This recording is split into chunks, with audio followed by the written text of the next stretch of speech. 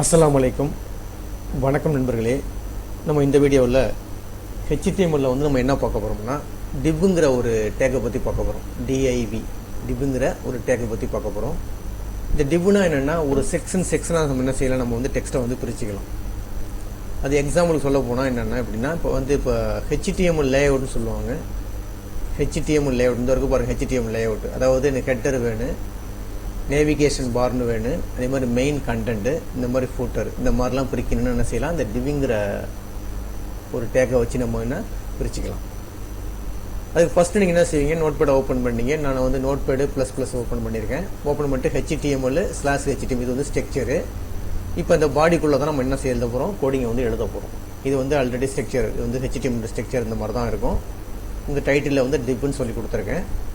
இப்போ இந்த இடத்துல நம்ம என்ன செய்ய போகிறோம், கோடிங் எழுத போகிறோம்.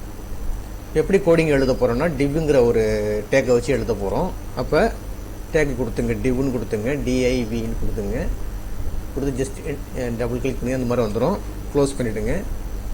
க்ளோஸ் பண்ணிவிட்டு இப்போ வந்து எனக்கு வந்து ஃபஸ்ட்டு என்ன இருந்துச்சு பாருங்கள். அதில் வந்து என்ன இருக்குது, ஃபஸ்ட்டு இதில் வந்து என்ன இருந்துச்சு, அந்த இடத்துல வந்து ஹெட்டர்னு இருக்குது, அடுத்தது நேவிகேஷன் பார்னு இருக்குது, அடுத்து மெயின் கண்டென்ட் இருக்குது, ஃபூட்டர் இருக்குது. இப்போ எனக்கு ஹெட்டர் வேணும். அப்போ ஹெட்டரை சூஸ் பண்ணிங்க. இந்த இடத்துல வந்து இந்த இடத்துல என்ன கொடுத்துட வேண்டியது, இந்த மாதிரி H1 சொல்லி கொடுத்துருங்க.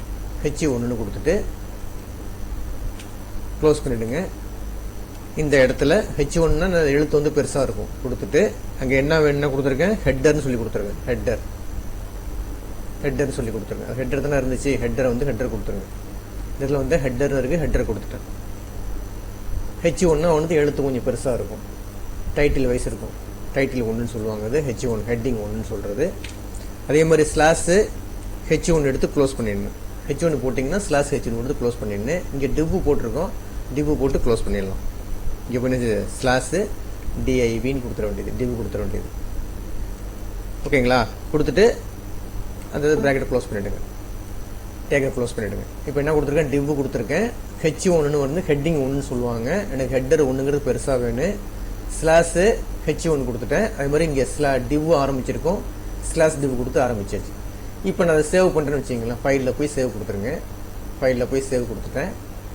வியூவில் போய் வியூ கரண்ட் ஃபைலிங்கில் போய் ஃபயர்பாக்ஸ் கொடுத்துட்டேன். கொடுத்தோன்னே ரன் பண்ண போது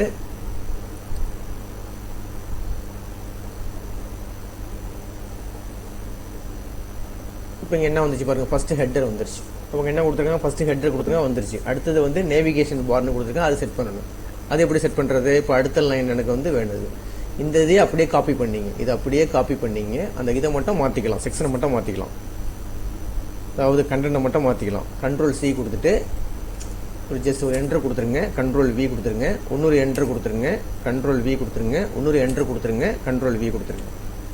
ஓகேங்களா? இதுதான் H1 கொடுத்துருங்க. அடுத்து வந்து என்ன கொடுத்தா, நேவிகேஷன் பார்னு இருக்குது இந்த இடத்துல. அப்போ ஹெட்டரை தூக்கிட்டு அந்த இடத்துல நேவிகேஷன் பார்னு கொடுத்துருங்க.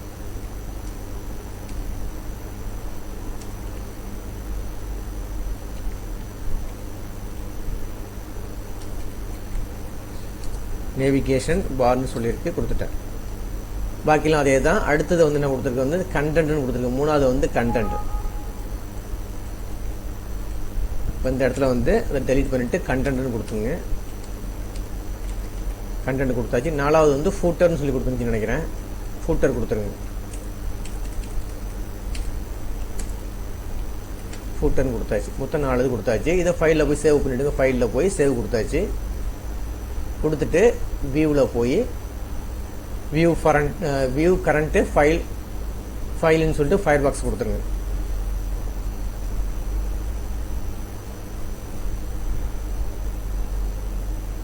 இப்போ வந்துருச்சு பாருங்கள். அதாவது என்ன வந்துருச்சு, ஹெட்டர் வந்துருச்சு, நேவிகேஷன் பார் வந்துருச்சு, கண்டென்ட் வந்துருச்சு, ஃபூட்டர் வந்துருச்சு. இந்த மாதிரி ஒவ்வொரு செக்ஷனாக பிரிக்கிறதுக்கு தான், அந்த மாதிரி ஒவ்வொரு செக்ஷனாக பிரிக்கிறதுக்கு தான் வந்து இந்த இது உங்களுக்கு. இப்போ இது வந்து சென்டர் பண்ணணும், இந்த மாதிரி கலர் பண்ணணும், அதெல்லாம் பண்ணிக்கலாம். அதெல்லாம் வந்து ஸ்டைலிஷில் போய் பண்ணணும். இப்போ எக்ஸாம்பிளுக்கு பாருங்கள், கலர் மொத்தம் மாற்றணும்னா மாற்றிக்கலாம். உங்களுக்கு என்ன கலர் வேணுமோ மாற்றிக்கலாம். எப்படி பண்ணுறது உங்களுக்கு தெரியும், ஆல்ரெடி போன வீடியோவில் பார்த்துருப்பீங்க. இந்த இடத்துல எக்ஸ்ட்ரா ஒன்று சேர்த்துக்க வேண்டியதான். இந்த இடத்துல பார்த்தீங்கன்னா இப்போ எனக்கு கலர் வேணும்னா அந்த இடத்துல ஒன்று சேர்த்துக்க வேண்டியது. ஒரு பேஸ் விட்டுட்டு ஸ்டைல்னு சொல்லி ஸ்டைல் கொடுத்துட வேண்டியது. கொடுத்துட்டு ஈக்குவல் டு பேக்ரவுண்டு கலர் கொடுத்துருங்க. பேக்ரவுண்டு கலர் கொடுத்துட்டு உங்களுக்கு என்ன கலர் வேணுமோ ஸ்டைல் கொடுத்தாச்சு, ஈக்குவல் டு கொடுத்தாச்சு, பேக்ரவுண்ட் கலரு ஷிஃப்ட் கோலன், அதாவது கோலன் கொடுத்துங்க. கோலன் கொடுத்துட்டு என்ன கலர் வேணும். இப்போ எனக்கு எக்ஸாம்பிளுக்கு வந்து ரெட்டுனா ரெட்டு கொடுத்துருங்க. எனக்கு பேக்ரவுண்டில் வந்து ரெட்டு வேணும், இப்போ ரெட்டு கொடுத்துட்டேன். ஒரு கமா கொடுத்துருங்க. கமா கொடுத்துட்டு பக்கத்தில் என்ன வந்து கொடுத்துட வேண்டியது. இப்போ எனக்கு என்ன கொடுத்தாச்சு, பேக்ரவுண்ட் கலர் கொடுத்தாச்சு. அடுத்தது வந்து எனக்கு வந்து கலர் வேணும். அப்போ கலர்னா கலர் எழுது, டெக்ஸ்டினுடைய கலர். இப்போ எக்ஸாம்பிளுக்கு டெக்ஸ்ட் கலர் கொடுத்துருக்கோம்னு வச்சுங்களேன். கலர் கொடுக்குறீங்க, டெக்ஸ்ட் கலர் கொடுத்துட்டு அதே ஷிஃப்ட் கோலன் கொடுத்துருங்க. கொடுத்துட்டு எனக்கு வந்து ஒயிட்னு கொடுக்கணும்னு வச்சுங்களேன். ஒயிட்டு கொடுத்தாச்சு. கொடுத்துட்டு இந்த இடத்துல ஒரு செமிகோலன் கொடுத்துட்டு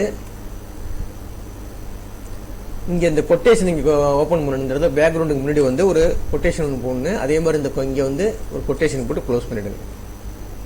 ஓகேங்களா? க்ளோஸ் பண்ணிவிட்டு இப்போ வந்து என்ன கொடுத்துருக்கோம், டிவ் கொடுத்தாச்சு. ஆல்ரெடி கொடுத்துருந்தது ஸ்டைல் கொடுத்துருக்கேன். கொடுத்துட்டு ஈக்குவல் டு வந்து கொட்டேஷனுக்குள்ள பேக்ரவுண்டு கலர் வந்து ரெட்டுன்னு கொடுத்துருக்கோம். ஒரு கமா கொடுத்தாச்சு. அடுத்து கலர் செட் பண்ண போகிறீங்க. கலர் வந்து என்னென்னா ஃபாண்ட் கலர் வந்து ஒயிட் கலரில் வேணும். ஒயிட்டு கொடுத்துட்டேன். செமிகோலன் கொடுத்தாச்சு. இங்கே கொட்டேஷன் வந்து ஓப்பன் பண்ணியிருக்கேன். இங்கே க்ளோஸ் பண்ணியாச்சு. இப்போ ஃபைலில் போய் சேவ் கொடுத்துட்டேன்னு வச்சிங்களேன். ஃபைலில் போய் சேவ் கொடுத்துட்டேன். இப்போ வந்து ரன் பண்ண போகிறேன்.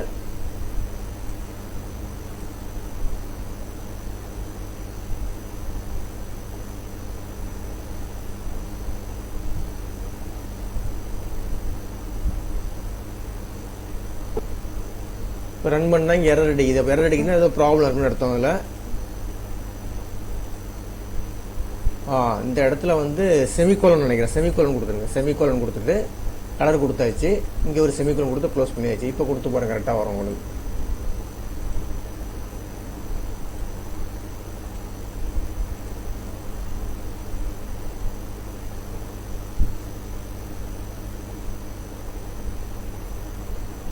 இப்போ கரெக்டாக வந்துருச்சு பாருங்க. ஓகேங்களா? இப்போ வந்து என்ன டெக்ஸ்ட் கலர் வந்து ஒயிட்டில் வந்துருச்சு, பேக்ரவுண்ட் கலர் வந்து ரெட்டில் வந்துருச்சு. இதே மாதிரி ஒவ்வொன்றுக்கும் நீங்கள் கொடுத்துக்கலாம். இப்போ கொடுத்தோம்ல அதே மெத்தடில் ஒவ்வொன்றுக்கும் கொடுத்துட வேண்டியது தான்.